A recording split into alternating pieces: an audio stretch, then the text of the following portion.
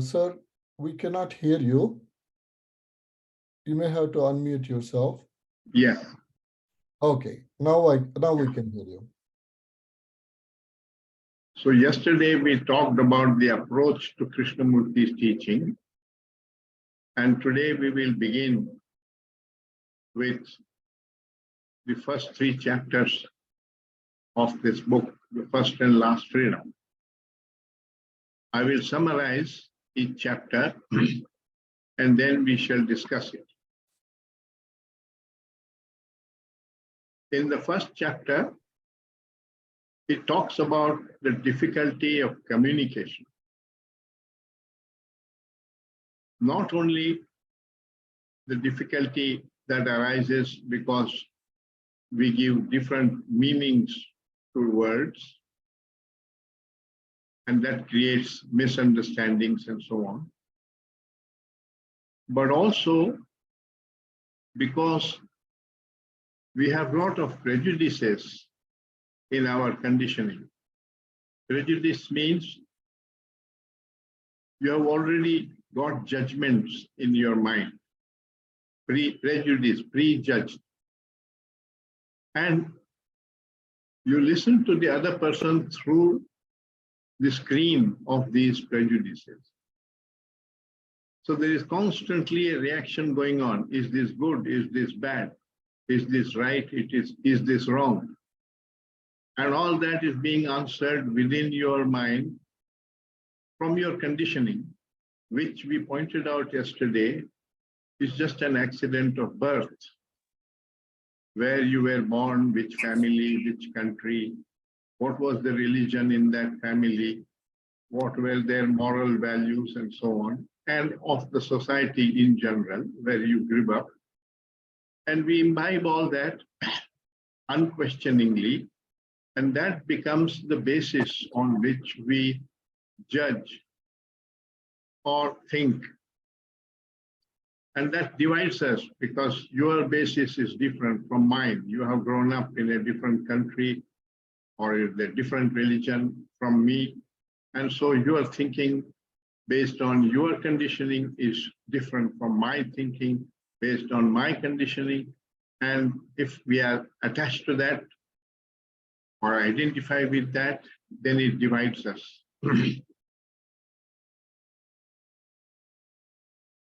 So this is a very big problem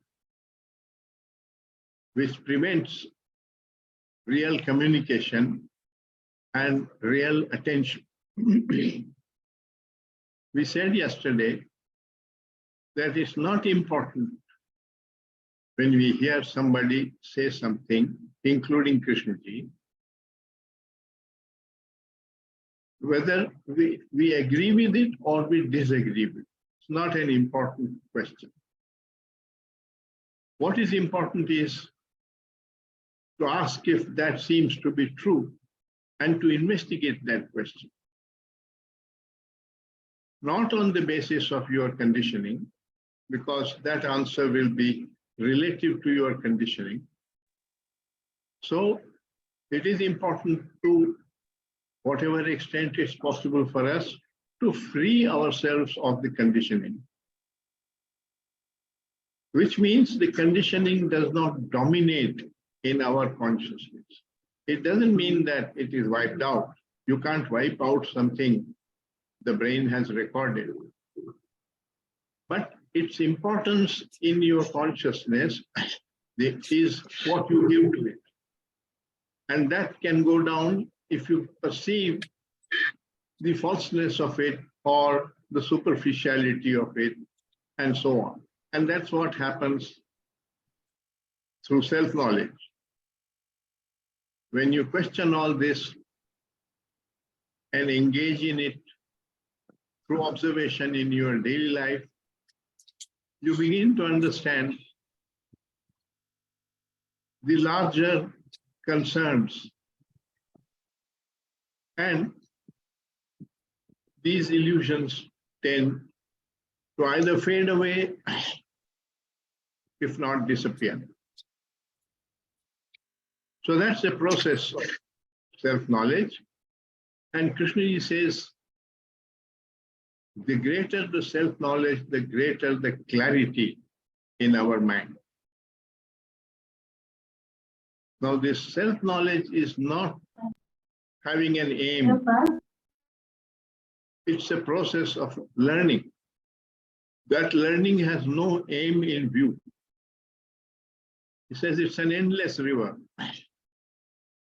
So he's asking us to approach life with a learning mind and approach our own conditioning with a learning mind and observe the conditioning functioning in our daily life. From the point of learning whether what is true or whether it is false. I think somebody is not muted.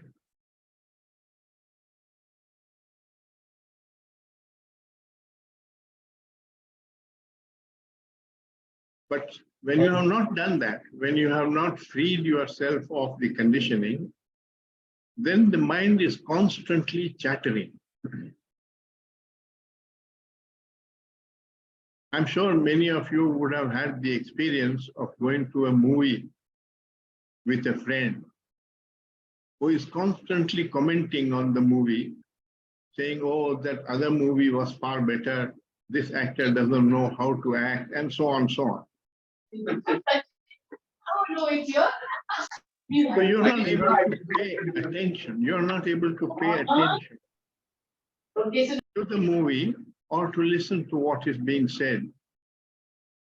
And therefore, you don't get the import of what you're watching. Now, the same kind of thing happens because your conditioning is constantly chattering. As you are listening to somebody, your conditioning is constantly chattering, saying, no, this is not true, this is wrong, this is so on. It's constantly.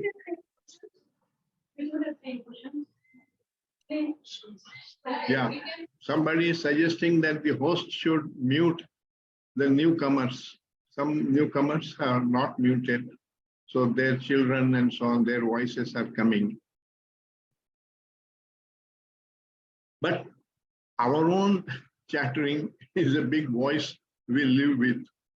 And that is also a distraction away from what we are watching and what we are listening. So listening is not simply hearing. When Krishnaji uses the word listening, he's talking about listening without any prejudices, which means without the interference of your conditioning, without this constant judgment process, measurement process, good, bad, right, wrong, all this process which goes on, so that there is no reaction. And then that means a relatively silent mind. It's only a silent mind that can pay complete attention to what it is seeing or what it is listening to. And that kind of attention is necessary for communication. Otherwise, one is really not listening to the other person. Most of it is listening to one's own chattering that's going on. And that's the difficulty in communication. Then he asked the question, what is our response to all the chaos and suffering that we see around us in society? At first, we are scared by it. We want to escape from it. We want to avoid it. It disturbs our mind, so we want peace of mind. We seek it in religion, in belief, in ideology, in a guru. And so he raises the question whether escape really solves the problem or it only provides temporary relief from the disturbance in our mind. So how do you relate to disturbance in the mind? Either you can investigate that as to why the mind is disturbed and find the causation within it, which is part of self-knowledge, or you can escape from it through entertainment, through avoidance, and so on. The escape will not remove the problem. It will come up again because the cause of it has not been eliminated. So he asks that question and he says, we have developed a number of escapes in the form of religion, in the form of politics, in the form of ideology, and sacred texts, reading sacred texts and so on, feeling that they will give us some solve our problem. But look at the fact, none of these has solved our problems, neither our personal problems nor our social problems. So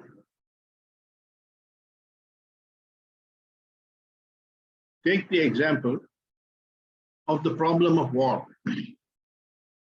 It's so obvious that war is cruel, that it doesn't solve any problem, that it only compounds our problems more and more. I mean, the First World War didn't solve any problems. It led to the Second World War. The Second World War has not solved our problems. It has led to more problems. And we are on our way to the Third World War. So what is the root cause of these wars? And unless we eliminate that root cause, we will perpetuate this. What is our response? Our response has been to create an organization like the United Nations, and it becomes active whenever a warlike situation develops. They try to send peacekeepers who try to negotiate a deal between the two groups which are fighting so that the physical violence may stop or abate. And this process has gone on and on and on. It merely alleviates the symptom, does not change the cause. Look at the problem in the Middle East between the Arabs and the Jews, which started sometime in 1948 with the creation of Israel. It's still there, the same. We haven't moved one step away from it. If you examine the cause, you will find that its real origin lies in the consciousness of man. The Arabs feel Jews are very different from us and they are our enemies because they have attacked us and so on. And the Jews feel the same about the Arabs. So there is already hatred in the consciousness of, in the two communities. Even though the people don't know each other, but they already hate because of the affiliation of those people. And the children grow up and the parents transmit this hatred to the children, saying, beware of those people, they are our enemies, and so on. So the parents die, and the children grow up with that hatred. So the division continues, perpetuates. There is tremendous inertia in society. We have not been able to end war because the beginning of war is in the psychological process of identifying with a particular community and then wanting only the victory and the profit and the prosperity of that community, whether it's a national community or a religious community and so on. it becomes, when I identify with it, it becomes me and the mind. And I'm constantly working for the me and the mind. And that is the ego process. The ego is constantly seeking, not the truth. It is seeking victory, seeking profit for the me and the mind. And the mind gets hijacked, not away from the quest for truth, into seeking security for me and mind, seeking prosperity for me and the mind, seeking success for the me and the mind, and not caring about others because of that identification. The other side is doing it precisely the same thing. And therefore, there is constant confrontation, constant danger of war. So they talk about balance of terror. Peace is not balance of terror. So unless we can free ourselves of this psychological division and the hatred in our hearts, which arises from it, you will never end warfare. You will temporarily end the physical violence, or it will abate and it will come up again. The same thing has happened in Kashmir. We are back to square one between India and Pakistan. And the same thing is happening between Israel and Arabs there. We haven't moved even one step, because so long as that kind of thinking goes on, it can't end. In Kashmir, India says, this is my territory. I won't part with even 1 inch of it. And Pakistan says, no, it is my territory and I won't part with it for one. So long as this kind of thinking continues, how can the confrontation end? So all these diplomatic dialogues and so on is simply some kind of barter. Okay, we give you this land, you give us that land, and so on. And the peace agreements are like that, but the hatred continues. So the deeper cause is never addressed. And that's why 3,000 years of war, and we have not learned not to make war. It is so simple. We just have to agree that we will take our problems and confrontations to a court of law and accept that what this international court says. Like what we do within the country. We don't use armies and so on to settle disputes. Why are we not able to do that internationally? Because we believe in violence. We feel if I am strong, I can dominate, I can benefit the me and the mine, my country, and so on. And so does the other. So there is this arms race. They are piling up arms, you are also piling up arms, and living more and more dangerously. It's like planting a lot of mines under the ground and then saying, nobody should strike a match because it can explode. And never asking, why have we put all those mines underground? So it's like that, that mines underground are what is there in the psyche of man. And Krishnaji is addressing that. He's saying, unless you change there, it will never end. Your problems will never end. So long as you approach life egoistically, so long as you identify yourself with your conditioning, you create the ego process, and that is disaster. Both for you in your personal life and also for the world, because you are the world. You are not separate from the world. The world is the way it is because we are the way we are. So we are all responsible for the state of the world. And when you are blaming the world outside, you are really blaming yourself. but you don't realize it. This is what he's pointing out. And he's saying the global problem is not separate from the individual problem, because both originate from this ego process. And therefore, it needs a transformation of consciousness, which is a change in the psyche, in the manner of thinking. What does that mean to me? For example, in the case of India and Pakistan, you have to ask deeper questions. What does it mean that that area belongs to me? Do those people belong to you? Which means what? You can use them in any way you want, or are you responsible for them, for their welfare, for their happiness, for their prosperity? And are you trying to take decisions to do that? And similarly, the other side is saying, no, that area belongs to me. They're also looking at it possessively. Then there is no solution. But if they are also wanting to serve those people and for their prosperity, and we are also trying to do that, we can talk to them.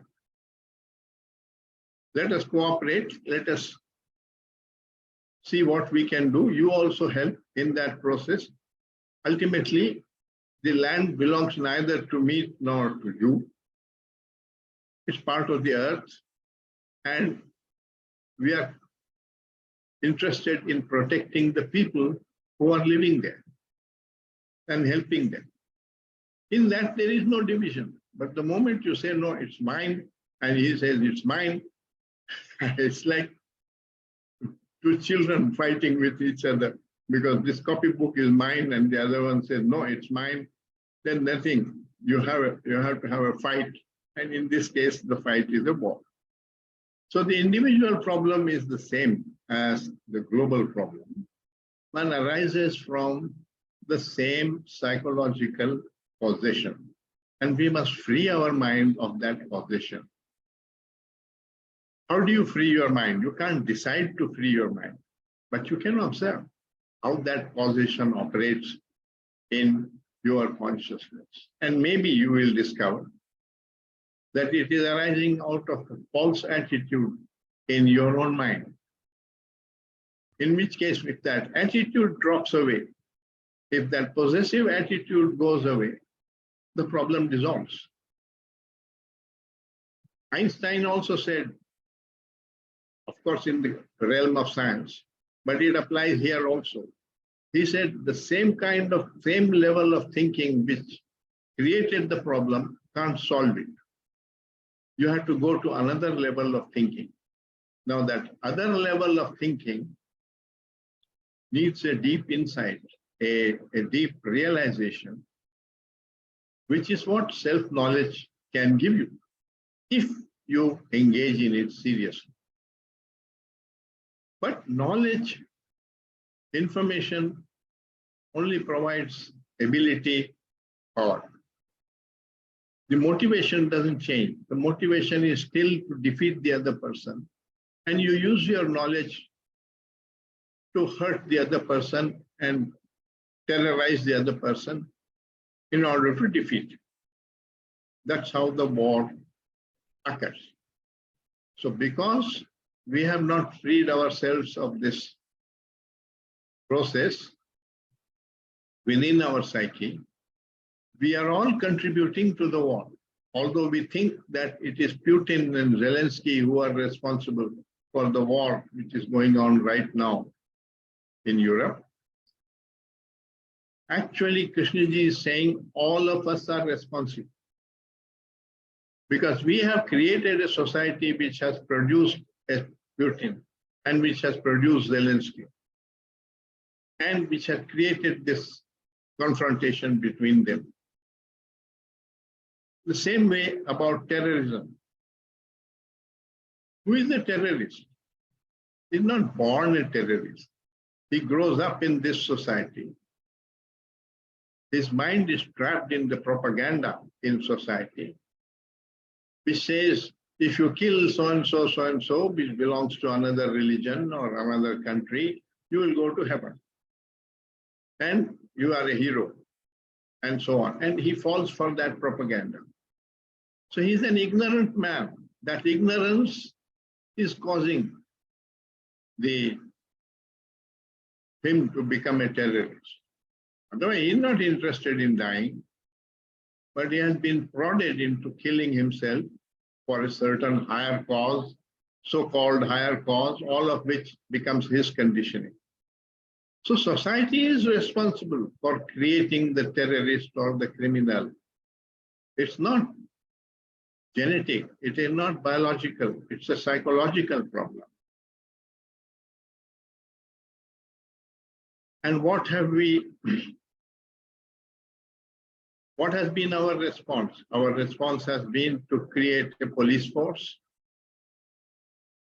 to have courts, to have prisons, where we can catch hold of the so-called criminal and punish him. Has that ended crime? Will that end crime? It doesn't end the cause. In fact, you put him into prison, he comes out even more bitter than he was earlier. So the psychological cause has been enhanced through that punishment. So this whole concept of reforming a person through fear needs to be questioned. You are creating fear that if you do this, you will be punished. And out of that fear, he will not steal or he will not kill. That's just an immediate control. And religions try to control a man by creating a conscience. That's an inner policeman they put into your consciousness so that you feel guilty when you do something. That sense of guilt has been put into you by the religious propaganda. But that becomes a fact for you because you don't know that you are trapped in that propaganda. Just as the terrorist doesn't know that his mind is trapped in a propaganda. So it's not only the terrorist who is blind, all of us are blind. Ignorance is a form of blindness, psychological blindness. And the only way to get rid of it is through self-knowledge. Unfortunately, our education does not promote self-knowledge. It does not even promote this inquiry. So we have never resolved this problem. And that's why 3,000 years of war. So Krishna said, there has been no psychological evolution. There has only been biological evolution, material evolution, evolution in knowledge and power, but no psychological evolution. Modern man is as primitive as the primitive man. Only he has very noble words to hide behind now. We have to really question that and inquire into it. But he has pointed that out, that you are not really different from the primitive man, uncivilized man. We call him uncivilized, but all your civilization has done is to make you dress differently, talk differently, and so on. But in your heart, you still hate, you still divide, you still form groups, you still fight, you are violent. Nothing has changed. That's a serious pointing out. So he says that this outer change, the emphasis on outer change through politics, through ideology, and so on, or through belief, will never bring about a transformation in society. Real transformation in society can only come through the transformation in consciousness of man. And therefore, that should be one of the main purposes of education, because that's where children are reared into growing up. And that is where you can alter it. Once he has grown up and got conditioned, only a few may be able to free themselves of that conditioning, but they are not even interested. They are interested in succeeding with their conditioning. The second chapter, he asks, what are we seeking when we see all this chaos and so on? What is it really we are seeking? Look at it honestly. Are we really seeking happiness? Can happiness be obtained through all this kind of division and war and fighting, both within the family, outside the family, and so on, through the ego process? Or are we simply seeking gratification, a state of constant pleasure, which is an illusion, because when you are seeking pleasure, it's a desire process. And that desire process has its own consequences. Either it will be fulfilled or it will not be fulfilled. If it is not fulfilled, you will feel frustration. You will feel anger. If it is fulfilled, temporarily, you will feel satiated, you will feel joy of having achieved what you wanted. But that desire was activating you.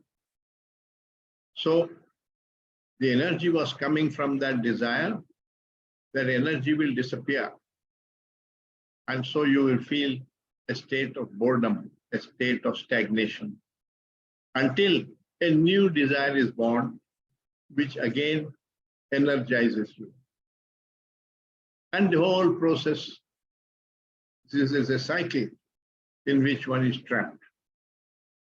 So unless one really watches this and comes out of that cycle, you are permanently trapped in this process of desire, frustration, fulfillment, stagnation, boredom, again desire.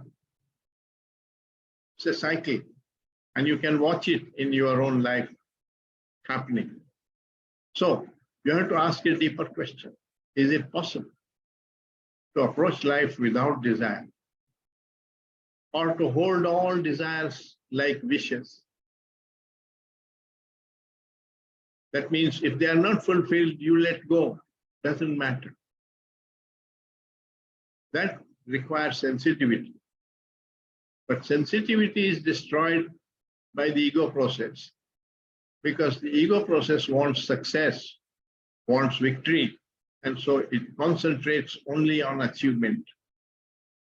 And when you are only concentrating on achievement, you are not paying attention. You are not watching the tree, the dog, the neighbor, the human being. And so the quality of affection, the sensitivity in your relationship goes away. The ambitious man becomes insensitive. And yet we promote ambition, not knowing that it does so much harm to the psyche of man. So without self-knowledge, Krishna says, it will always go wrong. You have no basis for your thinking. Your thinking is based on illusions, prejudices, and therefore it creates more chaos, more problems. And that's exactly what is happening in society. And we are all responsible for it. We are all creating it. One incident which I would like to narrate stands out. When Gandhi was murdered by a Hindu called Godse in 1948, 30th January, Krishnaji was giving talks in Bombay. And somebody asked him, sir, who was responsible for the murder of Gandhi? He gives a long reply, which you can read in the collected words. But the gist of it was each one of you who is divided from his fellow man on the basis of religion, on the basis of nationality, on the basis of caste, provincialism, language, and so on, is responsible for that murder. So you are contributing to violence in society, but you are blaming only the man who pulled the trigger. That man who pulled in the trigger is caught by the law and hanged. He was hanged. But what made him what he was? We were not born that way. So he grew up in this society, and all this propaganda and conditioning of society trapped him. And out of that kind of thinking, he decided to murder Gandhi. He thought it was a very noble act which he was doing, because he felt that Gandhi was favoring the Muslims.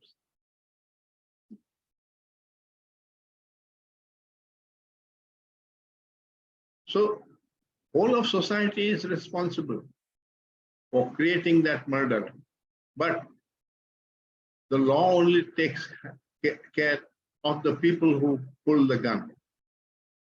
So we are all responsible is what Krishna ji is saying. So society is the way it is because we are the way we are. And when you realize that, then it's responsibility of each one of us not to contribute to violence. And that violence is in our consciousness. That's why we need to engage in this religious quest, which is a quest for coming upon virtue. Virtue has been superficially defined as good actions and avoidance of bad actions and so on. Krishna takes it a step further. He says, no. Virtue is a state of consciousness where there is order in consciousness. So you may not become physically violent, but if you are capable of hatred, you are violent already. And you are contributing to violence in society. So if you really want to become non-violent, then you have to become peaceful. You have to end the violence in you, which needs self-knowledge. Because that violence arises out of a lot of illusions. And when you perceive those illusions to be false, they drop away. And then that violence can end. But for that, you have to engage in this inquiry, which we call as self-knowledge. Happiness is not something you can willfully seek. It's a byproduct of understanding, of wisdom. And wisdom comes as a byproduct of self-knowledge. Because the mind is caught up in illusions, then it has a lot of prejudices, it has a lot of disorder in consciousness. And this disorder in consciousness manifests as disorder in our relationships. And millions of such relationships constitute what we call society. So society cannot change in any fundamental sense unless the individual transforms. But we have thought that by changing the structure of society, by increasing the laws, restricting human beings, by having an ideology like communism or Marxism, we can reform society. You can't, because so long as there is violence in your consciousness, that violence will express itself in your relationships. It does in communism, it does in capitalism, it does in socialism. The ism is not going to remove the violence. And therefore, it's a psychological inner revolution that is necessary. But we are avoiding that by taking recourse to all these superficial measures, which only control the situation or the manifestation of the disorder in society, but they don't resolve or dissolve the problem.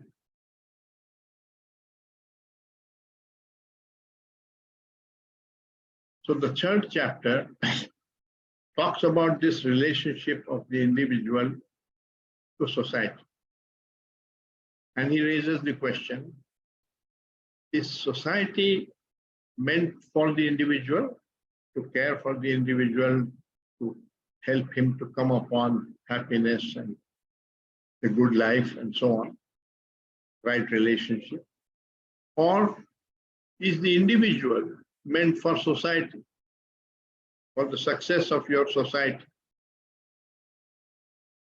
That was what the communists said. The communists said the individual doesn't matter. Society is important. And the individual can be sacrificed for the sake of the betterment of society. Betterment of society means greater prosperity and so on. That was their idea of betterment. So there is a joke which Krishnaji narrated, which I'll share with you, because I think we should have a little humor also. It's becoming too serious. He said Brezhnev was very fond of his grandmother. Brezhnev was the president of USSR, the old Russia. And so he used to visit her in the village and ask her welfare and so on. And she was very fond of Brezhnev. They would say, Leonid, do you have enough rooms in your house? And he said, yes, Mama, I have a whole palace at my disposal. It has 20 bedrooms. You can come and stay with me and see for yourself. So don't worry about me. Yes, but do you have enough food to eat? And he said, the granaries are full. I can have wine, I can have meat, I can have any food that I want. Do you have a car to drive in? And he said, I have a whole fleet of cars at my disposal. I can take the limousine or I can take the Mercedes. Don't worry about me, Grandma. You come and stay with me and see for yourself. So she asks, what if the communists come? You get the joke? He was living just like the Tsars, though he believed in communism. But his own life, he was seeking the same things which the capitalist is seeking. So inwardly, there was no transformation, only the ideological transformation in the head, that society must be organized in this way, not in that way. It's a very superficial change. Some things will come out of that, but other problems will arise. Violence just takes another form.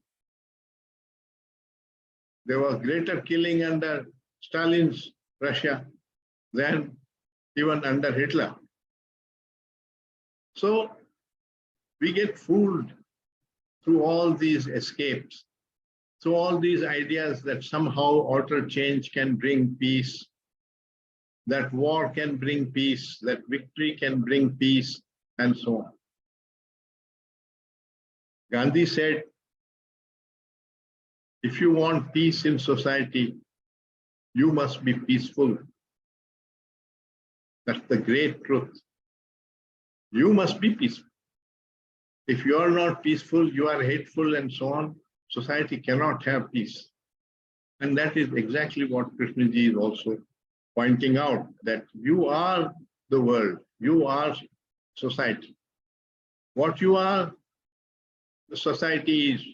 Because you are egoistic, you are divided, so society has division. So, because that kind of thinking is producing the division and the war.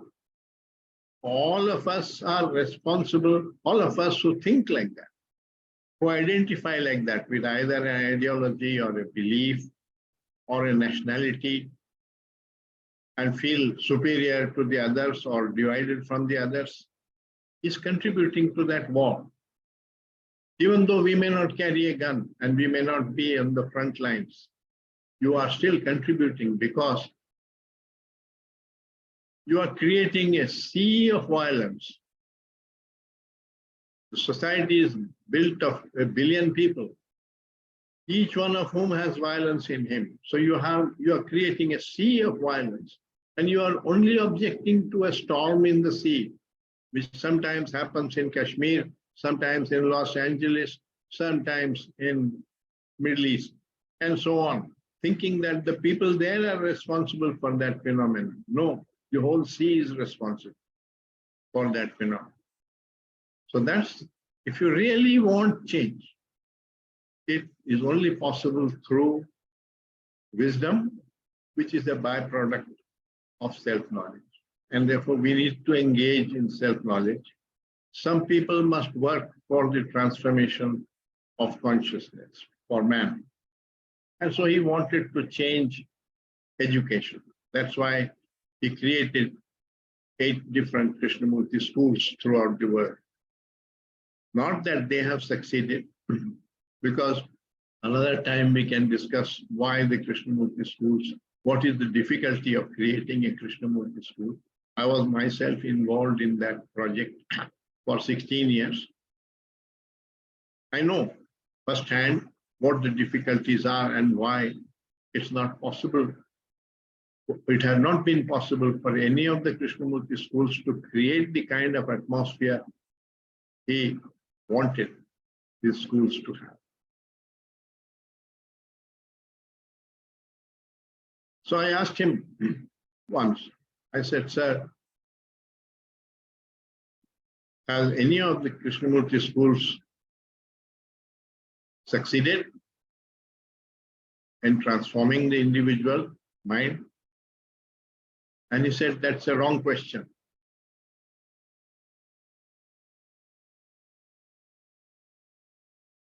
I said, why? He said, if we think this is the right approach to a human being, to education, then that's what we should be doing. Whether it succeeds or not is not our concern. So it's not a question of success or failure. You don't measure in those terms. The religious definition of right and wrong is not that that which succeeds is right and that which fails is wrong. That's the politicians' and businessman's definition of right and wrong. It's an egoistic definition. The religious definition is an action that emanates from a state, egoistic state, is wrong, even if it succeeds.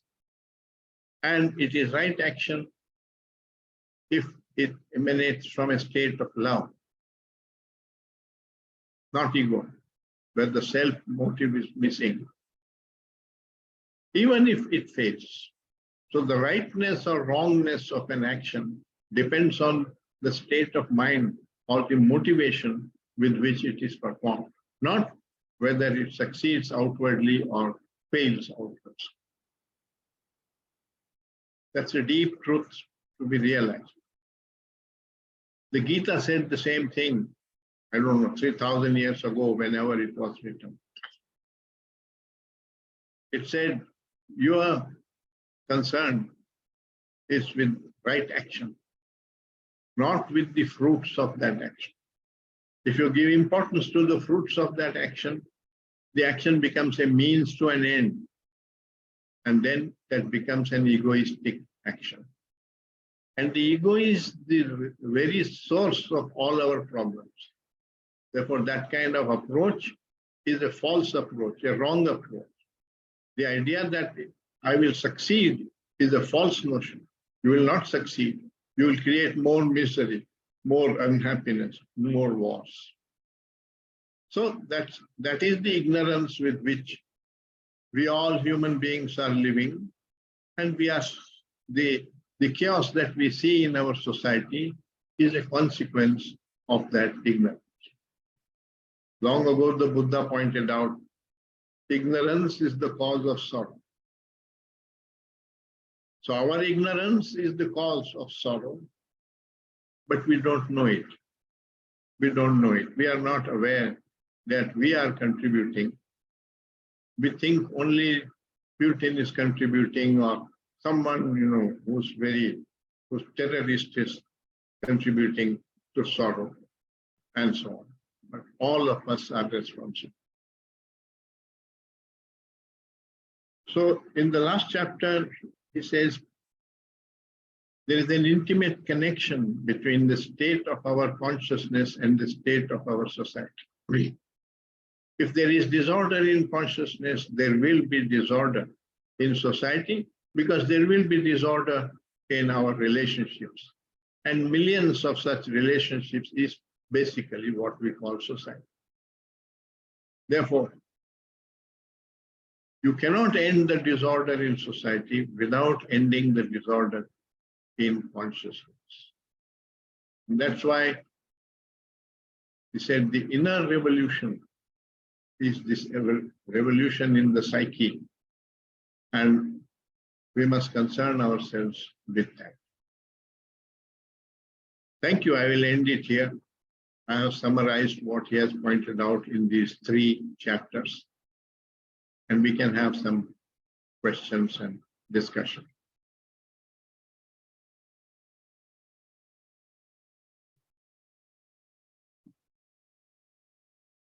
Thank you very much, Professor Krishna. You're welcome. Maybe we can move on to the questions as you suggested. Yeah.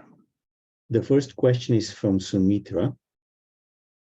If one's consciousness is the consciousness of all mankind, what is the value of individual observation?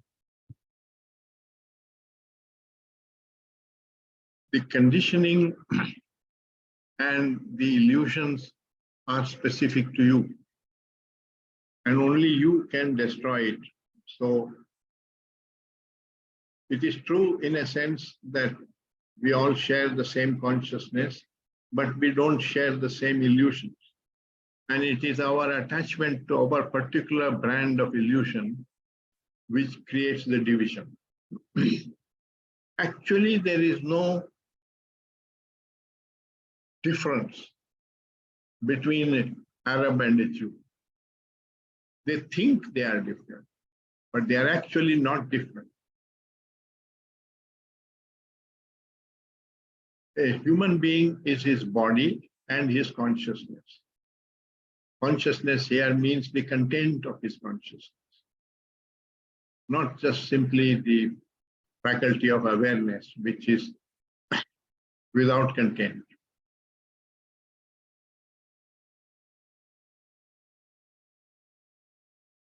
Is he very different in body? Ask a biologist, ask a doctor, and he will say no. All the biological systems function exactly the same in the Arab as they do in the Jew.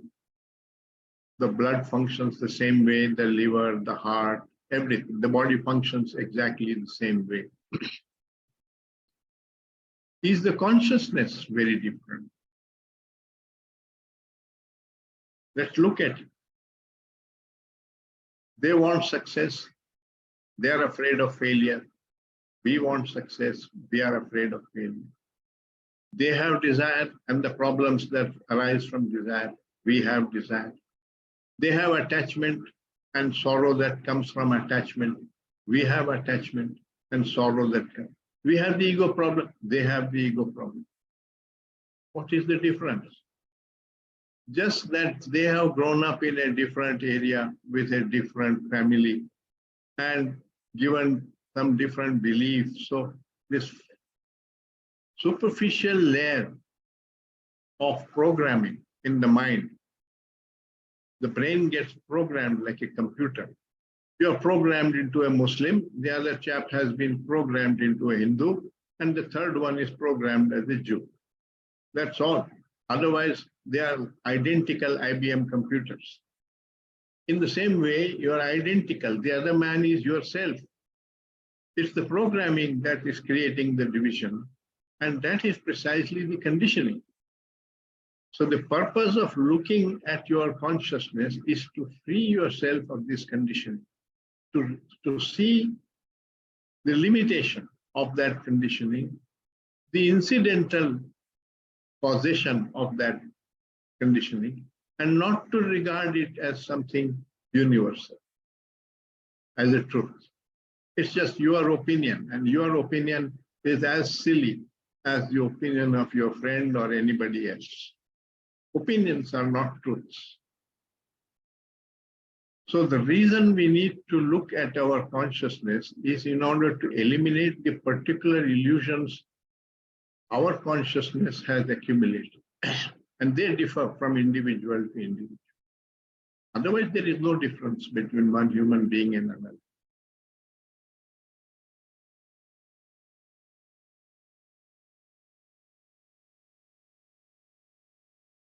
So it's our illusions that divide us, not the facts.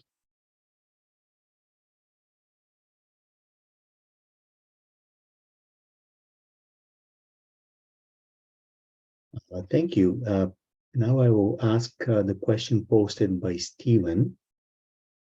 What are some of the conditionings that those interested in case teachings have that are possibly holding us back, that we have to reduce or see through?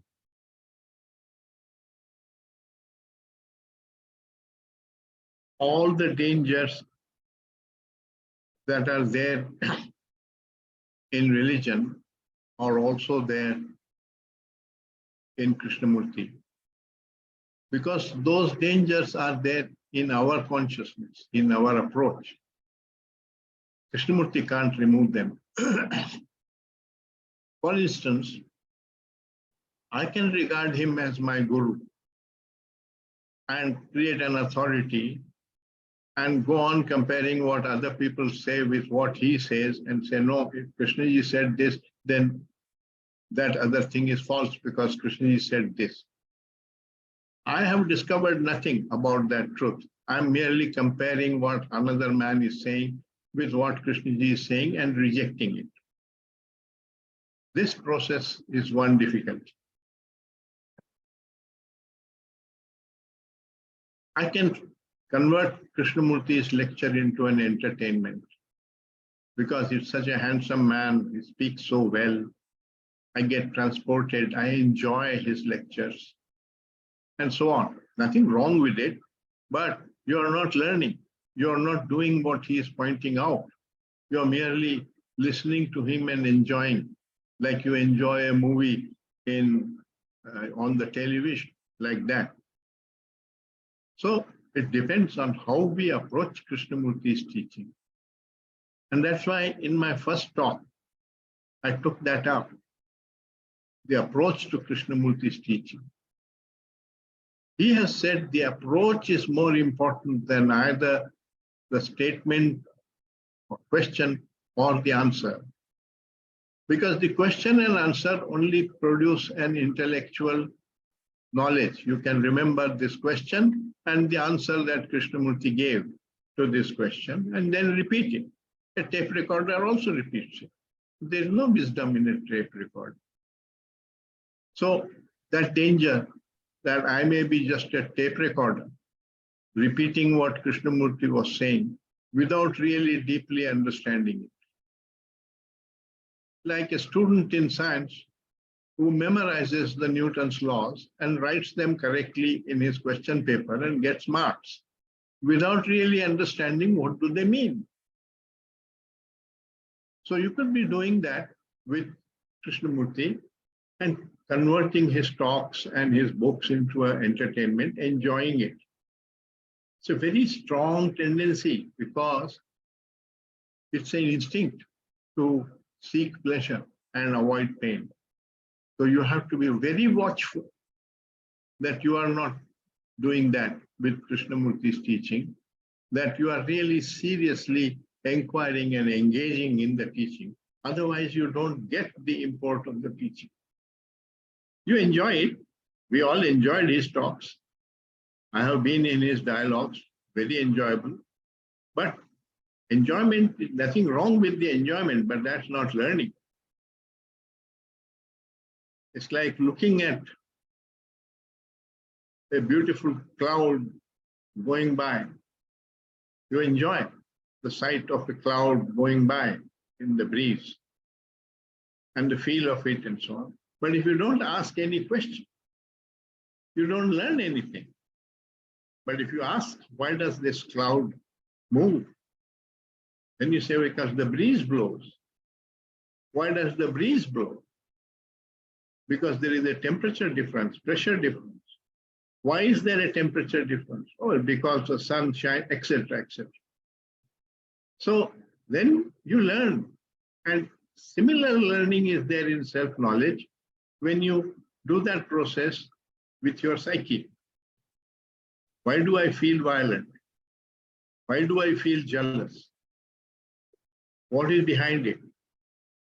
And then you will discover that because your mind is constantly comparing yourself with others, therefore it creates hierarchy, it creates envy, it creates jealousy, it creates inferiority and superiority. So can you free yourself of that? Can you see the danger of comparison and drop it so that your mind no longer compares with anybody? Then your neighbor gets a Mercedes and drives it. There is no jealousy, no feeling bad because I enjoy my bicycle. I go on my bicycle. And I'm quite happy that he goes in his Mercedes. Occasionally I'll go in it also. Where is the envy coming from? So it's the ego process that ultimately is responsible for all this disorder in consciousness and therefore in our life and our relationships.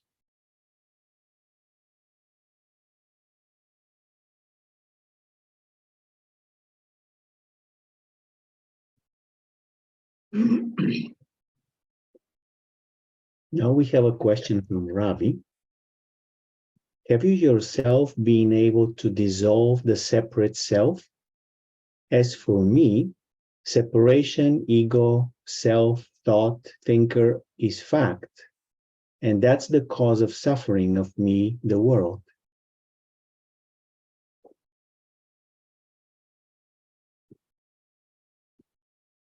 The ego itself is an illusion. It is not, there's no such thing as an ego in nature. Animals don't have ego. Rivers, rocks, mountains don't have ego. Trees don't have ego. A newborn child is like a animal in the newborn animal in the world, doesn't have ego. It develops later on. And what it needs is only three things. The instinct of seeking pleasure and avoiding pain, which is an instinct. It is there in the animal, it is there in us. The capacity for imagination, which is there in us, not in the animal. And memory, an enhanced memory more than most animals have.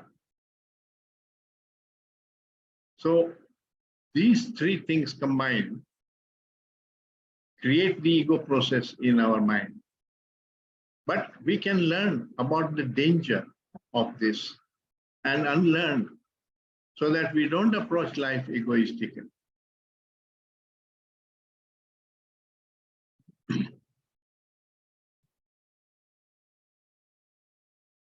My computer says Hiranandani entered the waiting room. Admit. Am I supposed to admit? Click on that. Okay. I'm not the administrator here, but I clicked. So the ego doesn't exist. It is a creation of the manner in which I think and I approach life. I create the ego. There is no ego. Therefore ego is an illusion. It's a product of thinking. It is not biological. Instincts are biological. Sexuality is biological. But lust is not biological. Lust is created by your thought and desire and so on. Ego.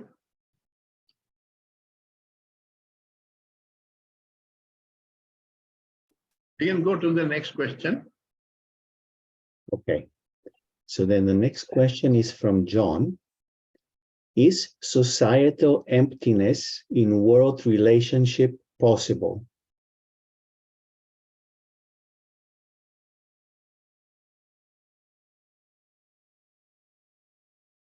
Sir, I have a counter question. Why are you so much interested in me?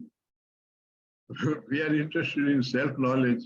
You won't get it by knowing me, what I am or what I do or don't do. So don't concern yourself with that. You will never know.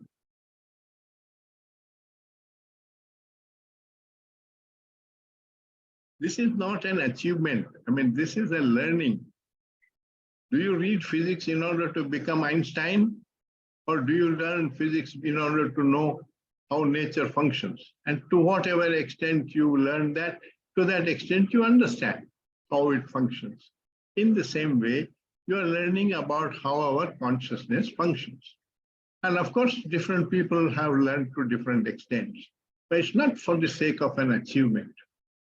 In one of the chapters, Krishnaji points that out. He says, self-knowledge is an endless river. It has no destination. It has no achievement for which it is done. So you do it for the love of it. If you are doing it for an achievement, you are creating the ego, because this desire for achievement is the ego.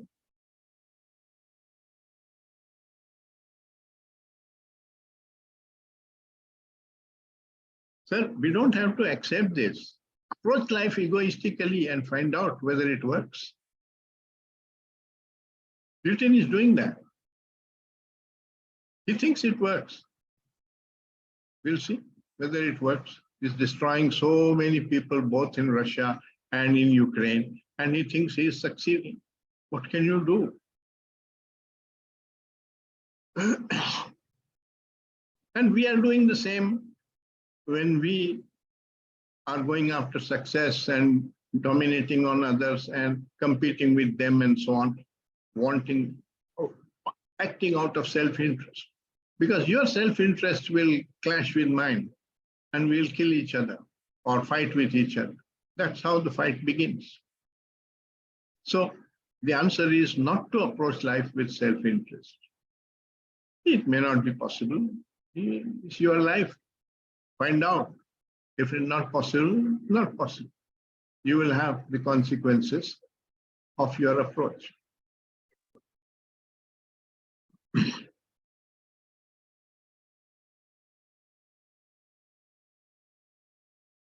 So now I will move on to the question from Vanaparthi.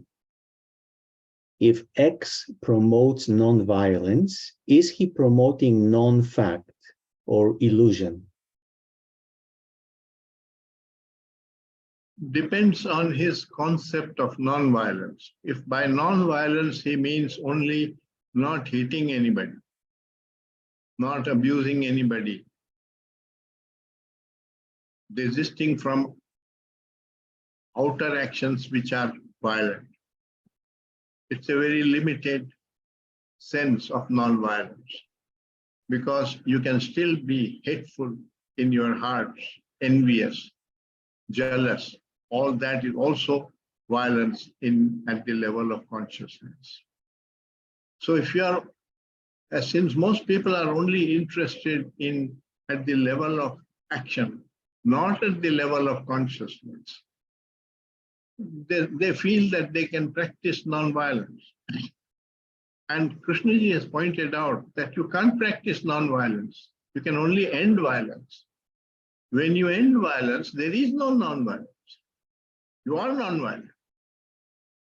But without ending the violence, what does it mean to practice non-violence?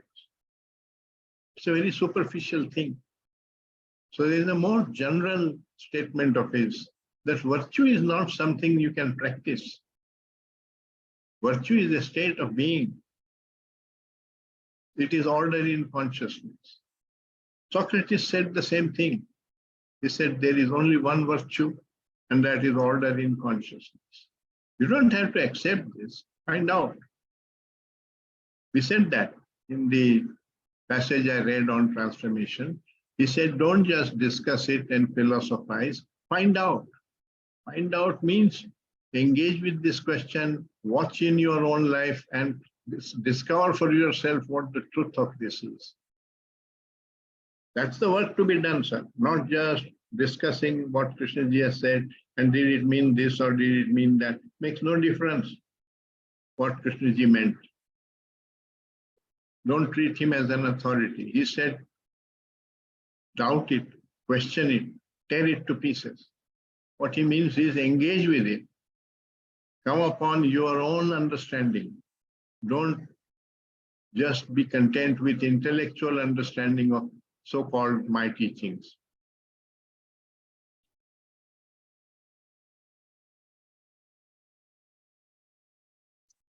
We have a question from Ravi. No? Yeah. What is self-knowledge? I am unable to understand the mystery of this self-knowledge. Why is it so hard to understand the self?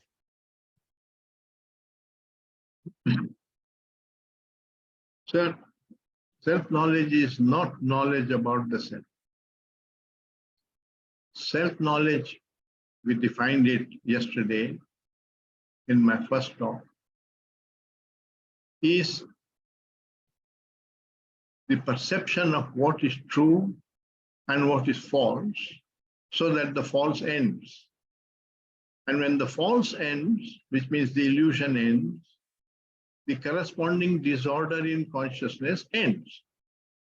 For example, if you see that approaching life and all the time comparing yourself with others creates disorder, creates problems in your life, and you stop that. You don't help to do.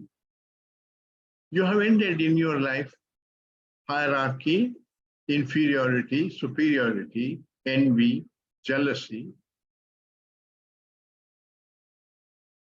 A lot of junk which you carry comes only out of that approach.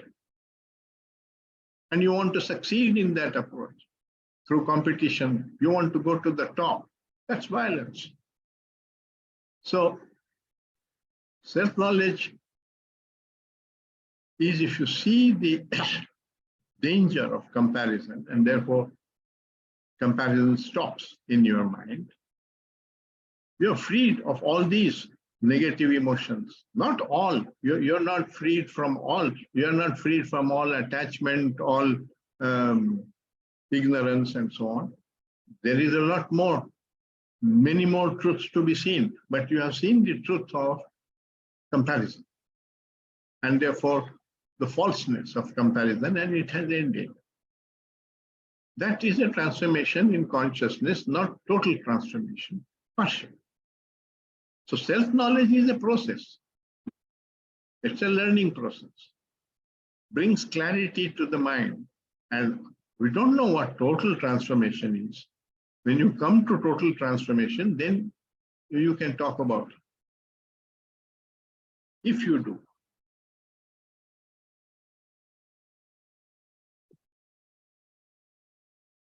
If I may explain this with a metaphor.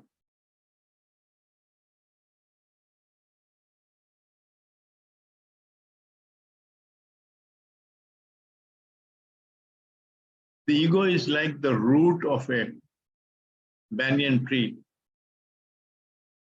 It has many branches. One branch is violence, another branch is competition, another branch is hatred, third branch is envy, the fourth branch is attachment, fifth branch is possessiveness, and so on. There's many branches. One particular branch manifests in our consciousness at a given time. And we feel the pain of it, and therefore we engage with it in order to get rid of it. That means we want to cut off that one branch. But the root is left intact. So another branch will grow. On the other hand, Krishnamurti is saying, don't get content with just solving that one branch or cutting off that one branch. Take it as an opportunity to go all the way to the root and uproot the whole tree. That's total transformation. But we are not interested in that. We are just interested in getting rid of the pain which that branch is causing to us. Then it becomes a limited learning. So that's how I understand this relationship of self-knowledge to total transformation and transformation of consciousness. Ultimately, if you can end one illusion, potentially you have the capacity to end all illusion. But you give up because you become comfortable. And that's our own problem. That's our problem. If you have the passion, you can go. Don't get content with ending one branch.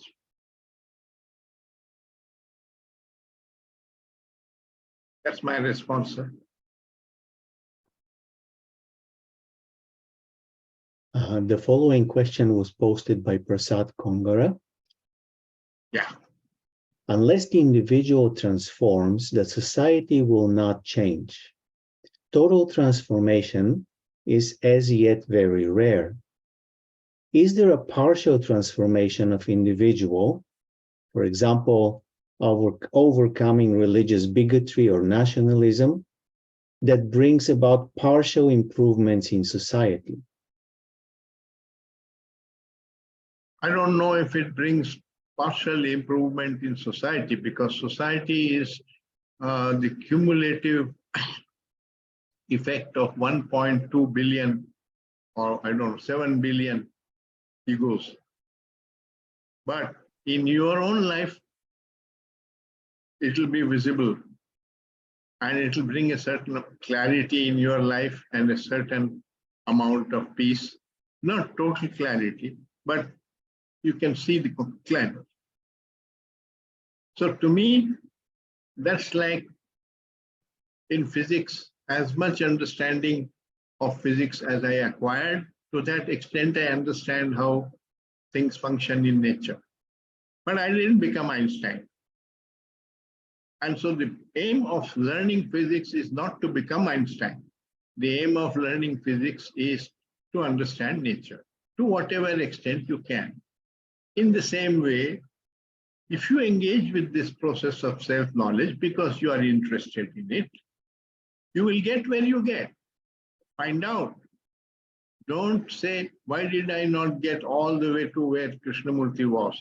You are comparing yourself with Krishnamurti and wanting to achieve what he probably achieved. You don't even know that. You imagine that. That's a false process of comparison. Are you interested in this inquiry? If you are interested, do it. If you are not interested, leave it. The same is true of Krishnamurti's book. If you feel it opens doors for you, read it. If it doesn't, throw it away. It's your life. Who is he to dictate what you should be doing? These are not my words. He said that himself. Somebody asked him, it's on a video,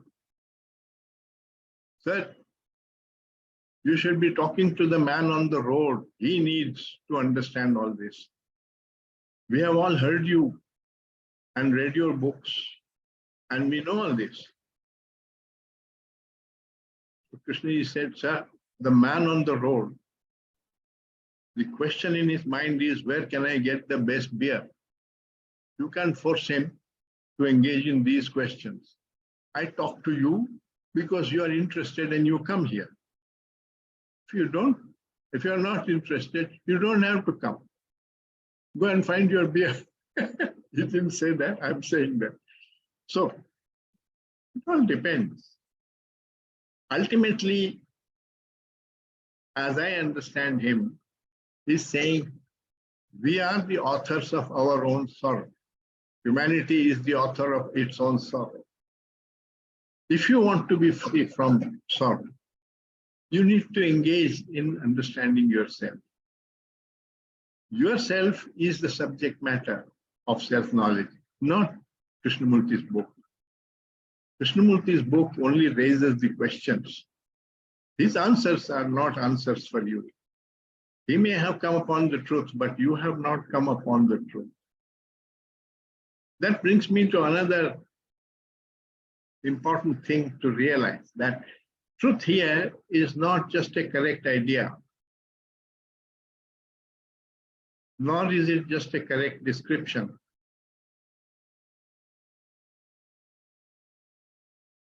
It comes into being when a consciousness perceives what is, namely the fact, without any distortion. So, that is what insight is. When you perceive the truth without any distortion, only then you see the truth, you have the truth. Otherwise, you have to get the idea of the truth. There are any number of books, starting with Dhammapada from the Buddha. He has revealed more or less all the truths in that. But you will have the knowledge of those truths which Buddha discovered. It won't be your discovery, and therefore it won't transform your consciousness. There's no harm in reading the Dhammapada. I also read it. But be aware that that's not the process of transformation of consciousness. If you take it as a question and engage with that question, yes, then Buddha's book can be a source of great learning, as Krishnamurti's book can be a source of great learning. But the learning has to come from your own perception. Nobody can give you that perception. That's an illusion to think that you can get the perception of truth from somebody else.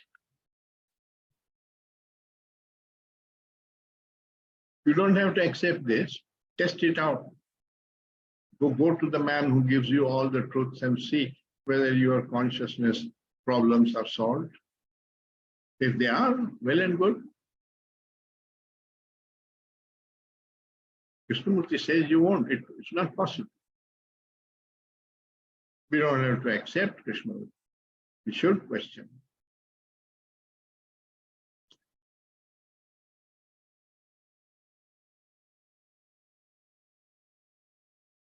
And now I will read the question from Sanjay. In chapter 3, Kay mentions negative thinking is the highest form of understanding. Please elaborate on the above, and also in the relationship between you and me, there is a great deal of ill will, which assumes the form of respect.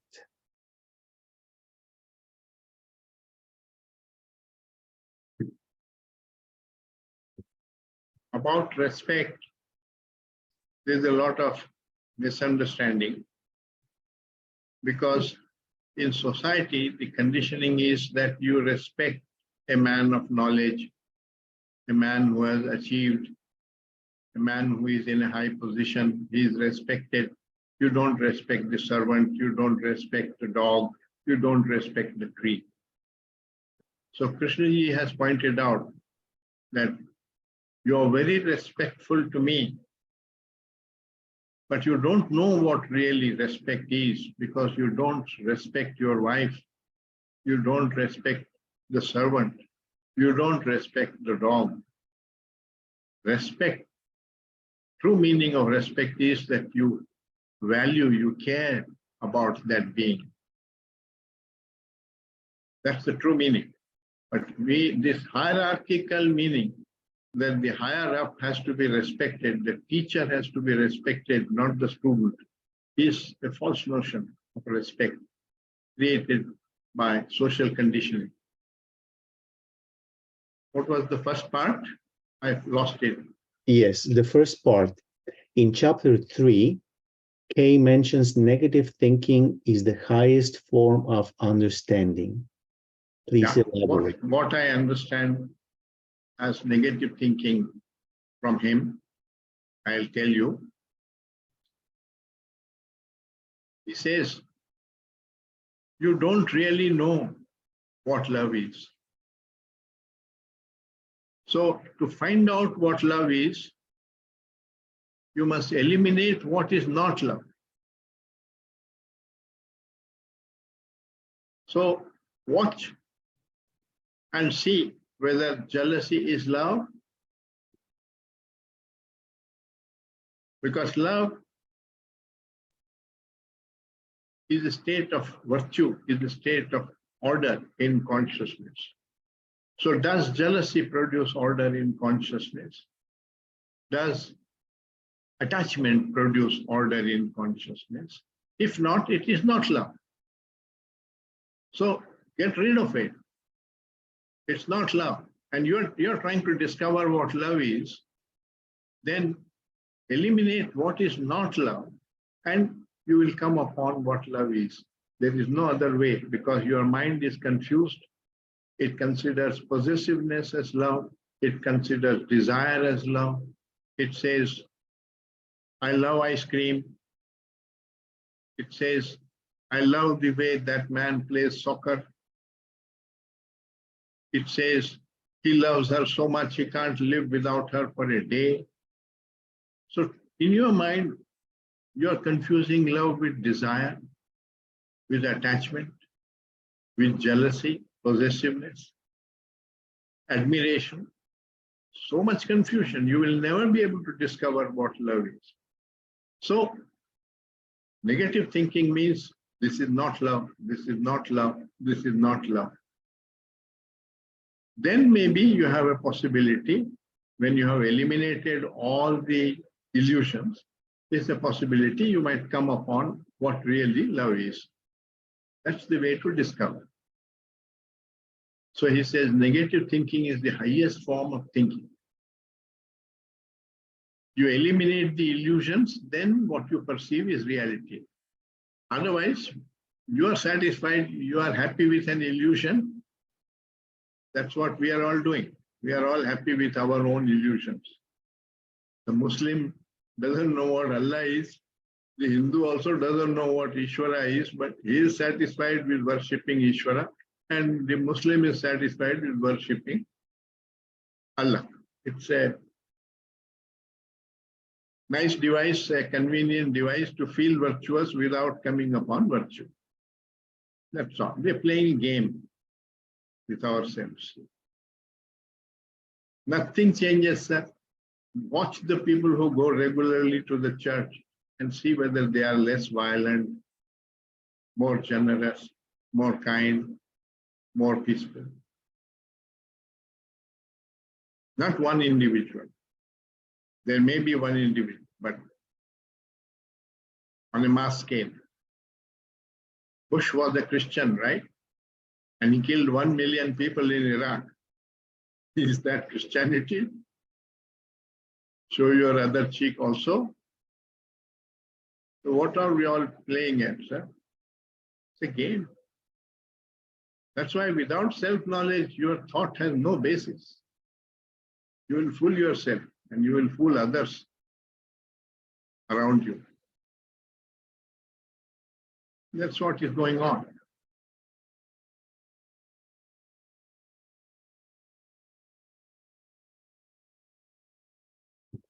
Thank you very much, Professor Krishna. Since we are at the end of our scheduled time, I'm suggesting we can stop here. Yes. I would like to turn it over to the organizers to see if there are any other remarks. No, announcements, yeah, sure. Otherwise, we meet next Saturday. Yes, we meet next Friday, California time, which is same as Saturday morning, India time, and whatever other times that might be. And we will be sending out a reminder of the time about exactly 24 hours ahead of the actual starting time. So they will. And saying that they should read up the next 3 chapters and come. So we'll discuss the next 3 chapters, like we discussed today, the first 3 chapters. Very good, sir. And Raul, can I ask you a question? What did we decide to do about any additional questions that have been entered in that we haven't addressed? Are we gonna handle them next week or? The additional questions, if there are any, that would be compiled, they would be compiled by Krasimir, and then he will forward them to Professor Krishna, and then it's up to Professor Krishna as to how he's going to address those questions. Okay, thank you. Thank you. Yes. And thank you, everybody. We'll see you next time in about 6 days. Thank you. Bye-bye.